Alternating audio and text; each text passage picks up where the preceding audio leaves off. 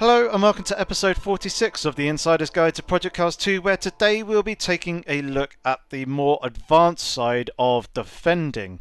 Now previously we've covered the basics of defending, and following on from last week where we took a look at the more advanced overtaking maneuvers, this time we'll be doing some of the advanced defensive maneuvers that you can employ in order to hold your position and prevent another driver taking a position away from you.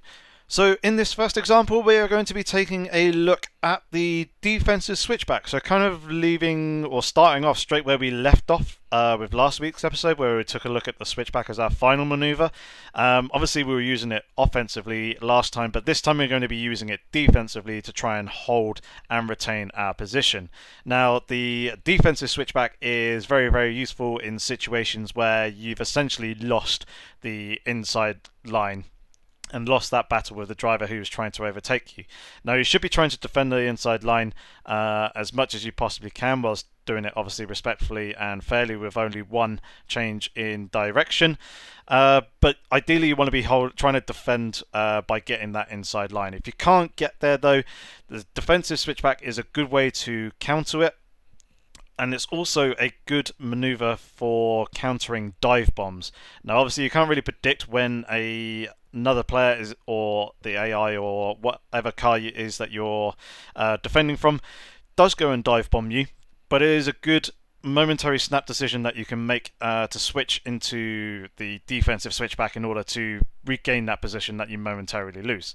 So we're riding on board with the guy who's trying to overtake me. I'm in the white BMW in front of us, and as you can see, the BMW that we are on board with in the chase cam isn't exactly all that close behind me. He's a couple of car lengths, so he's reasonably close, but not in any kind of reasonable ground to basically try and take the position away from me. I don't feel that he's overly threatening right now, and therefore I am not defending coming into the corner. As you can see, I'm sat rather comfortably on the racing line, and as we come into the braking zone, I'm braking at my usual point.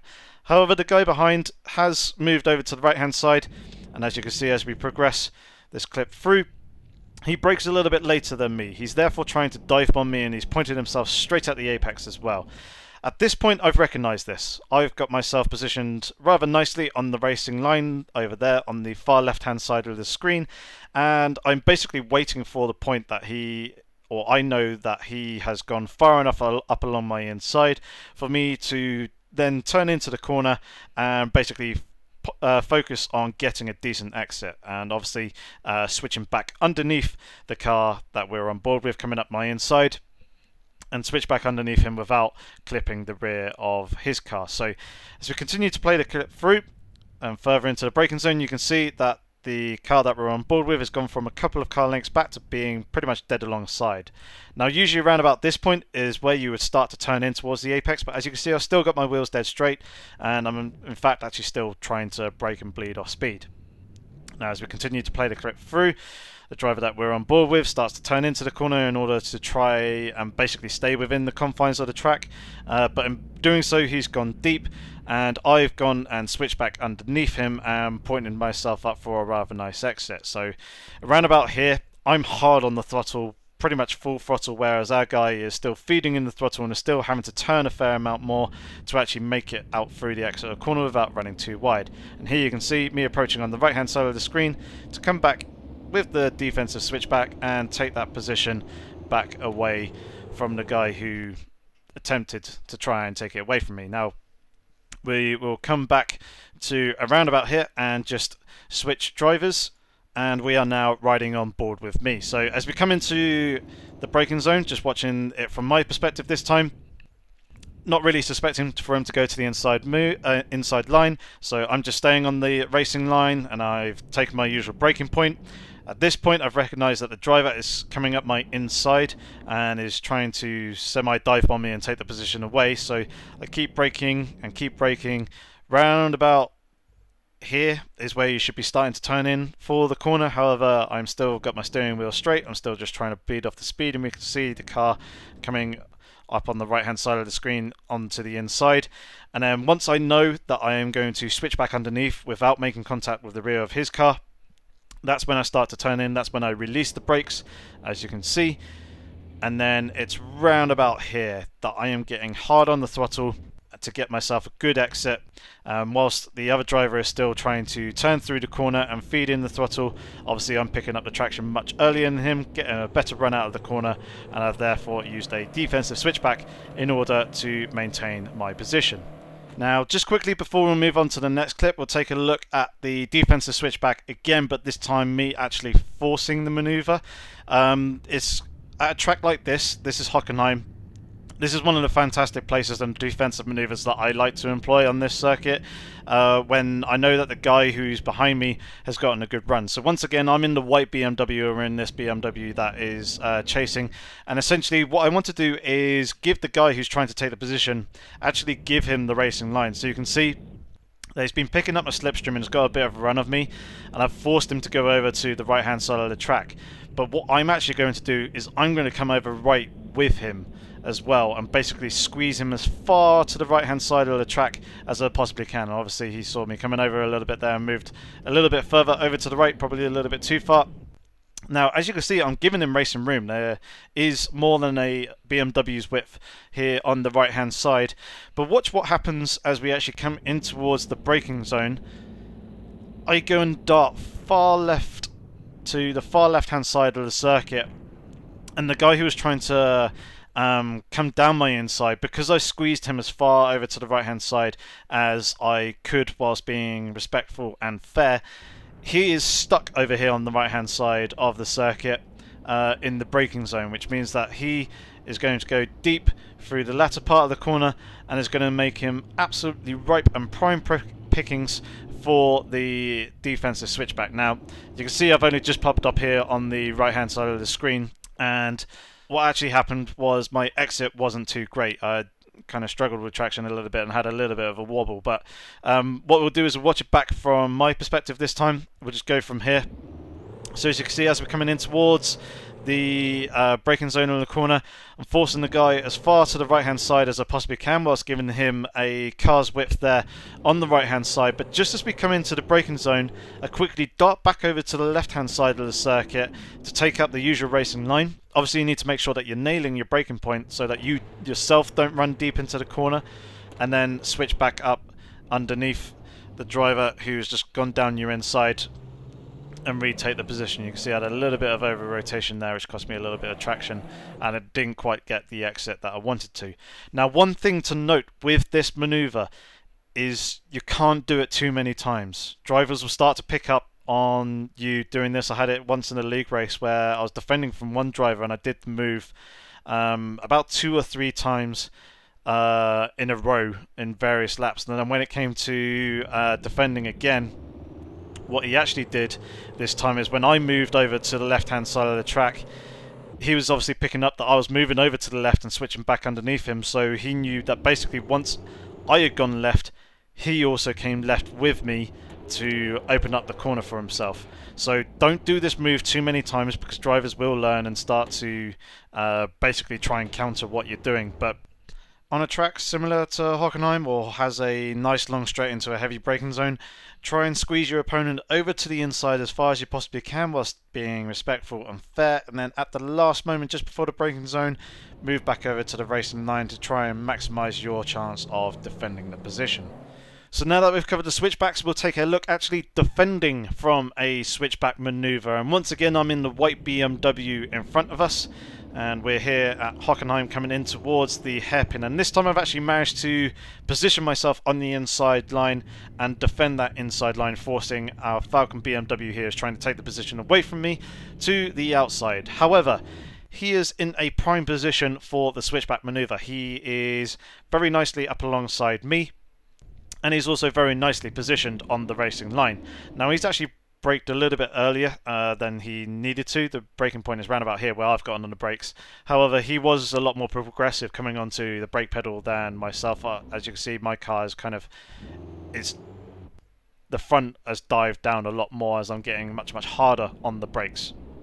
Now as we progress through the braking zone, you can see that the Falcon BMW that we're on board with has got himself in a prime position on the racing line to do the switchback, and I'm actually predicting it at this point. So what I'm going to do as we continue through the braking zone is I'm going to delay my turning point ever so slightly. Not much, just ever so slightly to make him kind of delay his actual turn in as well.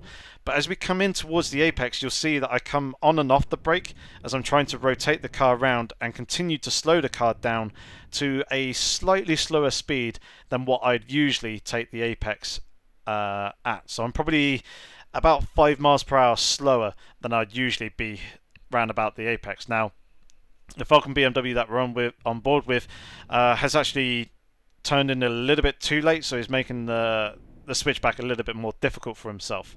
But either way, I'm kind of parking my car on the exit, but what I'm also going to continue to do is park my car on the apex, and what I'm going to continue to do is tighten myself up on the exit. So as we see our driver trying to switch back up underneath us, I am now continuing to turn through the corner. I've got my car much more straight, but I'm in a position where I'm directly in front of this Falcon BMW, which is preventing him from getting hard on the accelerator and actually making the switchback work. What he's going to need to do at this point is essentially back out the throttle in order to avoid making contact with me. So it's quite a risky maneuver to do, and you do need to trust the guy that you are defending from to actually back out off the throttle upon the exit in order to avoid making contact.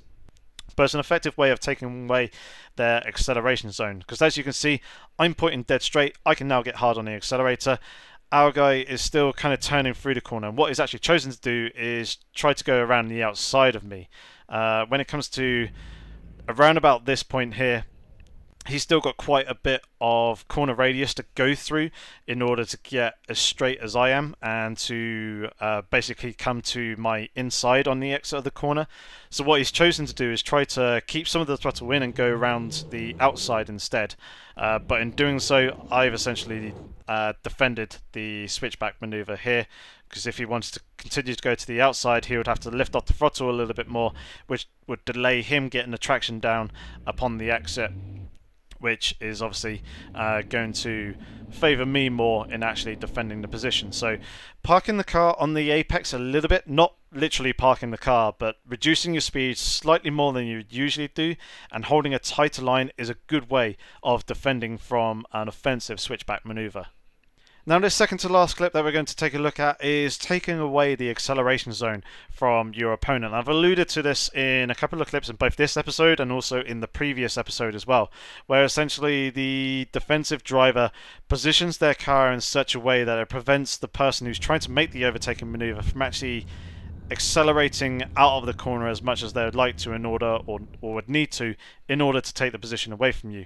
Now we're actually on board with myself, and I'm actually trying to overtake this BMW in front of us, but in this example he does a very, very good job of actually taking away my acceleration zone. So coming into the fast sweeping left-hander that we see here, I'm actually going for a move down the inside of the guys. He's a little bit too far out on the outside, as you can see. He's doing a little bit of grass cutting there, and he's running a little bit deep. So I've gone in towards the actual apex of the corner and taking a nice tight line on the inside of this guy, but he's actually managed to hold it around the outside here and is starting to position himself in such a way that I can't accelerate out the corner as much as I'd like to. It's around about here that I can actually see him on the edge of my screen, and I've basically recognizing that I can't accelerate as hard as I'd like to, as if I was to do so, or start getting hard and heavy on the accelerator, I'm going to run the steer wide into him, which is either going to result in either one of us spinning. There is a decent chance that it could be me who ends up getting spun, or it could be both of us. So I want to avoid making contact, which means that I'm going to have to delay getting on the throttle either entirely or as hard onto the throttle as I'd actually like to. And because he's managed to hold it around the outside here and get himself slightly further ahead of me, he's delayed my throttle input coming out on the exit of this corner and has actually prevented me from actually completing the maneuver. So that is effectively taking away the acceleration zone, and also did some another demonstration with it of with the defending on the switchback. That's also taking away the acceleration zone, as it were, of your opponent. So that's a pretty good effective defensive maneuver that you can also employ. So the final maneuver that we're going to be taking a look at in this episode is extremely high risk, and I'd only recommend doing it on people that you actually know, people that you trust and you know are safe and going to back out of the maneuver, because this maneuver is known as the chop and it is extremely high risk because of the chance of making contact. Now we're going to demonstrate it here in this clip with myself defending in the white BMW, as we have been in all these clips so far. And as we approach this corner, you can see that the guy is coming towards my inside line. Now he does brake just that little bit earlier than I do, and as you can see, I'm starting to pull back ahead of him slightly, but he's pointing himself in towards the apex. Now as he actually come in towards the corner, I'm going to just full on slam the door shut in the face of the guy looking to my inside and basically chop across his nose. Now this maneuver has worked this time round because I had enough clearance between myself and the car who I was defending from. Obviously, if the car is a lot closer at the convergence point where the two of us are going to meet on the apex, then the chance of contact is going to be even higher.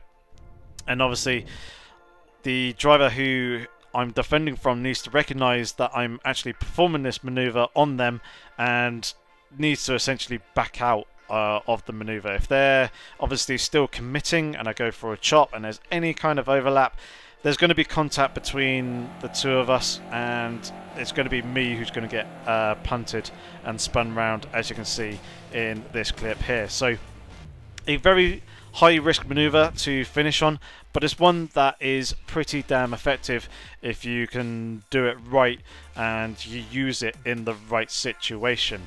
So that is going to conclude it for this episode. If you have any comments or questions, feel free to leave them down in the comment section below. I'll try and get back to you as soon as I possibly can. If you enjoyed the video, give it a thumbs up. If you've been enjoying the content that's been going on the channel as a whole, feel free to consider subscribing to the channel. But otherwise, thank you very much for watching this episode, guys. Hopefully I shall catch you soon again. In the meantime though, have fun and take care.